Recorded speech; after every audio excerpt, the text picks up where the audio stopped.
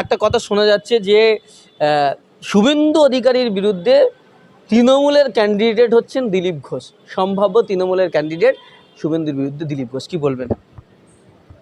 কোনো অসুবিধা নেই, হতেই পারে। মমতা বন্দ্যোপাধ্যায় শুভেন্দুর কাছে হেরেছিল, অতএব কাঁটা দিয়ে কাঁটা তুলবেন। দিলীপ ঘোষ যতটা বিজেপিকে ড্যামেজ করবে, শুভেন্দুকে যত ড্যামেজ করবে, ভিতরের যত খবর দেবে, সেইটা আর কেউ দেবে না। অতএব মমতা বন্দ্যোপাধ্যায় দূর থেকে দাঁড়িয়ে তামাশা দেখবে, মজা নেবে, আর দিলীপ ঘোষকে দিয়ে শুভেন্দুকে বধ করবে। এইটা কারণ ওনার তো গদিটা চাই, রাজনীতিটা চাই না। অতএব উনি এখন মন্দির স্থাপন করে সন্ন্যাসিনী হয়েছেন, উনি মানুষের কাছে সাধু সেজে ঘুরে বেড়াবেন, আর এই তৃণমূলের বিজেপির লোককে দিয়ে বিজেপির লোককে বধ করবেন, এবং আরও বিজেপির নেতা তৃণমূলে জয়েন করবে। এইটা আপনারা আগামী দিনে দেখে নেন। শুধু দিলীপ ঘোষ না, আরও আসবে। আমরা দেখছি যে দিলীপ ঘোষ দিন যখন বিজেপির রাজ্য সভাপতি ছিল, তিনি সাম্প্রদায়িক উস্কানি দিতেন, মুসলিম বিদ্বেষী কথা বলতেন, তৃণমূলের তুলোধনা করতেন। সেই দিলীপ ঘোষের মধ্যে এখন তৃণমূল পেয়ে বিজেপির বিরুদ্ধে কথা বলছেন, এখন সম্প্রীতির কথা বলছেন, কি বলবেন? দেখুন, এদের কোনোদিন বিশ্বাস করবেন না। এরা এতটা ধান্দাবাজ, এরা নিজের স্বার্থের ছাড়া কিছু বোঝে না। এরা বিজেপিতে গেছিলো মাখন খেতে, যখন মুখ্যমন্ত্রী হবে অমুক তমুক। এখন যখন দেখছে বিজেপিতে ওর পাত্তা নেই, ও ফুটেজও পাচ্ছে না, মাইলেজও পাচ্ছে না, এখনও দেখলো তাহলে আমি মমতার কাছে চলে আসি। আর মমতাটা তো সেফ জায়গা। বিজেপির যত নেতা পালায়, কেউ সিপিএমে যায় না, কেউ কংগ্রেসে যায় না, তারা তৃণমূলেই আসে। তার মানে বিজেপি আর তৃণমূল এটা যৌথ পরিবার। এখানে মমতার কাছে আসলে আরএসএস বিজেপি লোক, কারণ মমতা বন্দ্যোপাধ্যায় নিজে বলেন আরএসএস দেশপ্রেমিক সংগঠন। মোহন ভাগবতকে উনি খুব শ্রদ্ধা করেন, এবং আডবাণীকে উনি শ্রদ্ধা করেন। অমিত শাহর সঙ্গে গোপন মিটিং হয়, মোদির সঙ্গে গোপন মিটিং হয়, তাহলে আন্ডারস্ট্যান্ডিং আছে। তাই বিজেপির সব নেতা যখন যেখানে যাওয়ার দরকার হয় এখানে চলে আসে, কারণ রাজ্যে বিজেপি থাকুক বা তৃণমূল থাকুক, আরএসএসের উদ্দেশ্য সফল হয়, কোনো অসুবিধা নেই। এখানে যাতে সিপিএম, কংগ্রেস বা অন্য কোনো দল না আসে, এইটা আরএসএসের চিন্তা। কিন্তু মমতা থাকা মানে আরএসএস আছে। অতএব বহাল তবিয়তে দিলীপ ঘোষও এখানে চলে আসবে, এবং যেভাবে বাবুল এসে মন্ত্রী হয়েছে, আরও অনেকে মন্ত্রী হয়েছে, দিলীপ ঘোষও দেখবেন কালকে মন্ত্রী হয়ে যাবে তৃণমূলের, কোনো অসুবিধা হবে না। দেশ জুড়ে যে ক্রমাগত আমরা দেখতে পাচ্ছি সাম্প্রদায়িক অশান্তি ছড়িয়ে পড়েছে। আমাদের বারাসাত মেডিকেল কলেজের যারা হবু ডাক্তার হবে, মেডিকেল কলেজের ছাত্ররা, তারা রাত্রেবেলা হোস্টেলে দাঁড়িয়ে তারা সাম্প্রদায়িক ভাষণ দিচ্ছে, মুসলিমদের গালাগালি করছে। এই ছবি আমাদের বাংলায় দেখতে হচ্ছে, কি বলবেন? বিষ ছড়িয়ে গেছে, এবং মেডিকেল কলেজগুলোতে মেডিকেলের ছাত্ররা, ইউনিভার্সিটির ছাত্ররা এতটা নোংরা হয়ে গেছে, মানে ধারণা করা যায় না। এর আগে আমরা এনআরএসের হোস্টেলেও কুরবানিকে হত্যা করতে দেখেছি, তারপরে এরশাদকে হত্যা করতে দেখলাম বউবাজারের ডাক্তারের হোস্টেলদের। মানে যারা ডাক্তার পড়ুয়া, তারা এই পরিমাণ নৃশংস একটা মানুষকে, যার ধর্ম হচ্ছে মানুষকে বাঁচানো, যাদের উপরে মানুষ বলে কি নাকি এই পৃথিবীর বুকে ভগবান, তারা এই পিটিয়ে মানুষকে হত্যা করছে। তাহলে আরএসএস যে কোথা পর্যন্ত পৌঁছে গেছে। আমরা এত পর্যন্ত দেখেছি যে সুপ্রিম কোর্টের জাজ বায়াস হয়ে গেছে, চিফ ইলেকশন কমিশনের যে লোক বসছে তারা বায়াস হয়ে গেছে, রিজার্ভ ব্যাঙ্কে যারা বসে যাচ্ছে তারা লুট করছে। তো এখন তো থানা, পুলিশ, এসপি, সিআরপিএফ সব জায়গায় দেখছি যেন শুধু আরএসএস দেখতে পাচ্ছি। মানে দেশ যে ভয়ঙ্কর একটা পর্যায়ে পৌঁছে গেছে।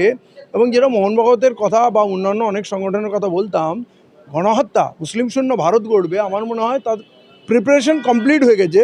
সেই তুলনায় এখনও আমাদের বুঝতে হচ্ছে যে কি হয়েছে, কি ক্ষতি হয়েছে। তো সাংঘাতিক অবস্থা। এই সময় যদি জাতি ধর্ম নির্বিশেষে সমস্ত মানুষ যদি এক কাটা না হয়, কারণ গরিব মানুষের রুজি রোজগার, জমি জায়গা, সম্পদ সব শেষ হয়ে যাবে। যেভাবে আমরা দেখছি গুজরাটে বুলডোজার, 50টা বুলডোজার একসঙ্গে মারছে, মনে হচ্ছে গ্রামকে গ্রাম খালি করে দিচ্ছে। আমার মনে হয় পাকিস্তান ঢুকলে এত ক্ষতি করতো না।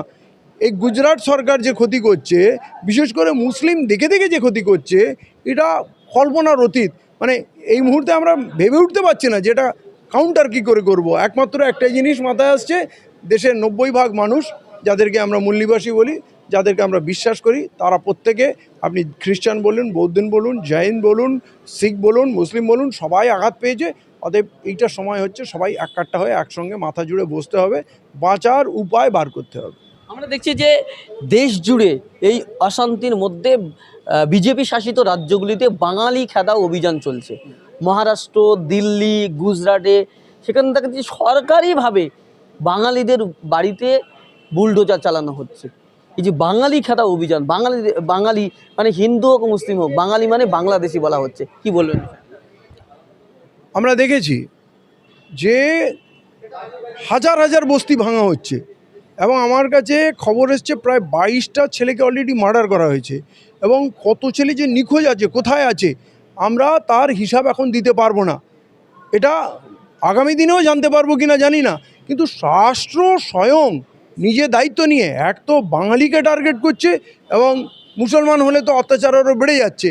তাহলে এই জায়গায় পশ্চিমবঙ্গ সরকার, যেটা বাঙালিদের মূল গড় এই ভারতবর্ষে, পশ্চিমবঙ্গ সরকারের এবং শ্রীমতী মমতা বন্দ্যোপাধ্যায়ের এখন একটা বিবৃতি আমরা পাইনি।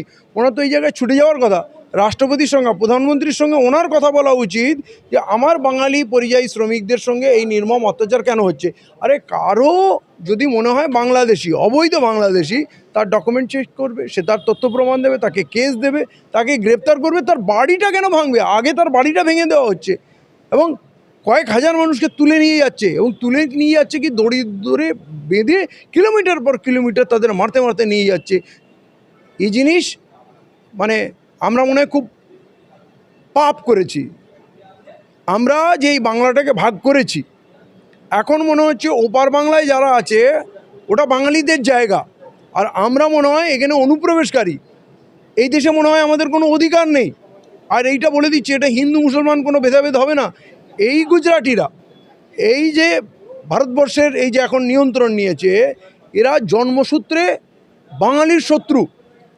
বাঙালিকে একসময় আসামে ভাগ করেছে, ত্রিপুরায় ভাগ করেছে, তারপরে বাংলাদেশ ভাগ করেছে। আপনি দেখুন আসামেও বাঙালি আক্রান্ত, ত্রিপুরায়ও বাঙালি আক্রান্ত। এনআরসি মুভমেন্টে 19.5 লক্ষ মানুষের নাগরিকত্ব গেল। প্রথমে ওটা বলেছিল 40 লক্ষ, 19.5 লক্ষর মধ্যে 3 লক্ষ মুসলমান, 14.5 লক্ষ হিন্দু, কিন্তু তারা সবাই বাঙালি। এই এনআরসি আর কোনো জায়গায় হলো না, কিন্তু আপনার ইউপিতে এনআরসি হয়নি, মধ্যপ্রদেশে, তামিলনাড়ু, কর্ণাটকও কোথাও হয়নি, এখানেই হলো। এরা বাঙালিদের উপরে প্রচণ্ড হিংসা করে এবং এরা মনে করে যেন বাঙালি ওদের প্রতিপক্ষ। তো পুরো বাঙালি জাতিকে এই সময় জাতি ধর্ম ভেদাভেদ না করে, তা সে মতুয়া হোক, হিন্দু হোক, আদিবাসী হোক, মুসলমান হোক, শিখ হোক, সবাইকে, বৌদ্ধিস্ট হোক, যে বাঙালি তো এখন এই বাংলায় অনেক ধর্মে বিভাজন হয়েছে, কিন্তু কোনো না কোনোভাবে এক হতে হবে এবং এই মুহূর্তে তৎক্ষণাৎ হতে হবে। যদি বড় লড়াই না দেওয়া হয়, এখন তো আমরা বুঝতে পারছি শ্রীমতী মমতা বন্দ্যোপাধ্যায় কেন্দ্রের একটা এজেন্ট হিসাবে কাজ করছেন এবং কেন্দ্রের সঙ্গে তার সখ্যতা প্রচুর। উনি নরেন্দ্র মোদী উত্তরপ্রদেশে রাম মন্দির করেছে, উনি এখানে জগন্নাথ মন্দির করছেন, কিছুই ফারাক নেই। এবং বিজেপির লোকরা যেমন নিমতিতাতে বোম মারতে গিয়ে ধরা পড়লো, থানা তাকে তুলে নিয়ে গিয়ে ছেড়ে দিল। বনগাঁয় ডিসি প্রেস কনফারেন্স করে বললো এরা পাকিস্তানি ঝান্ডা লাগিয়েছে, এরা পাকিস্তান জিন্দাবাদ, হিন্দুস্তান মুর্দাবাদ লেখার প্ল্যান করেছিল, এরা দাঙ্গা লাগাতে যায়। তারা স্বীকারও করেছে, কিন্তু পরের দিন দেখছি হঠাৎ তারা রিলিজ পেয়ে গেল এবং তাদের ফুলের মালা দিয়ে বরণ করা হচ্ছে। কিন্তু গুজরাটের সিন আমরা বাংলায় দেখছি।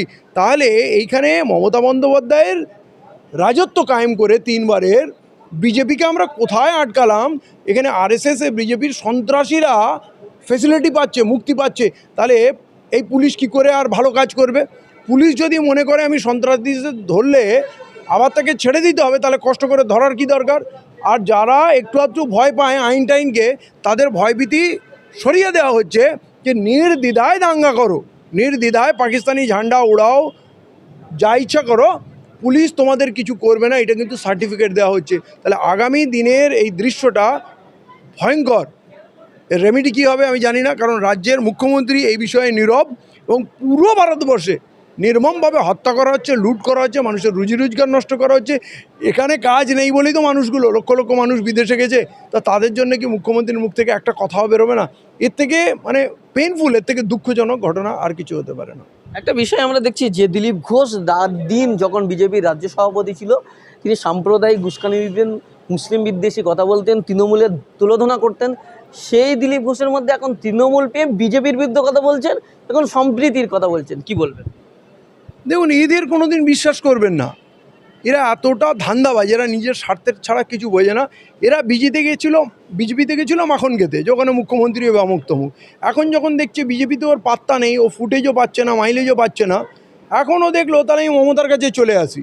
আর মমতাটা তো সেফ জায়গা। বিজেপির যত নেতা পালায়, কেউ সিপিএমে যায় না, কেউ কংগ্রেসে যায় না, তারা তৃণমূলেই আসে। তার মানে বিজেপি আর তৃণমূল এটা যৌথ পরিবার।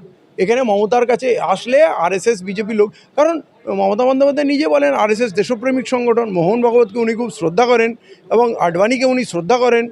অমিত শাহর সঙ্গে গোপন মিটিং হয়, মোদির সঙ্গে গোপন মিটিং হয়, তাহলে আন্ডারস্ট্যান্ডিং আছে। তাই বিজেপির সব নেতা যখন যেখানে যাওয়ার দরকার হয় এখানে চলে আসে, কারণ রাজ্যে বিজেপি থাকুক বা তৃণমূল থাকুক, আরএসএসের উদ্দেশ্য সফল হয়, কোনো অসুবিধা নেই। এখানে যাতে সিপিএম, কংগ্রেস বা অন্য কোনো দল না আসে এইটা আরএসএসের চিন্তা, কিন্তু মমতা থাকা মানে আরএসএস আছে। অতএব বহাল তবিয়তে দিলীপ ঘোষও এখানে চলে আসবে, এবং যেভাবে বাবুল এসে মন্ত্রী হয়েছে, আরও অনেকে মন্ত্রী হয়েছে, দিলীপ ঘোষও দেখবেন কালকে মন্ত্রী হয়ে যাবে তৃণমূলের, কোনো অসুবিধা হবে না।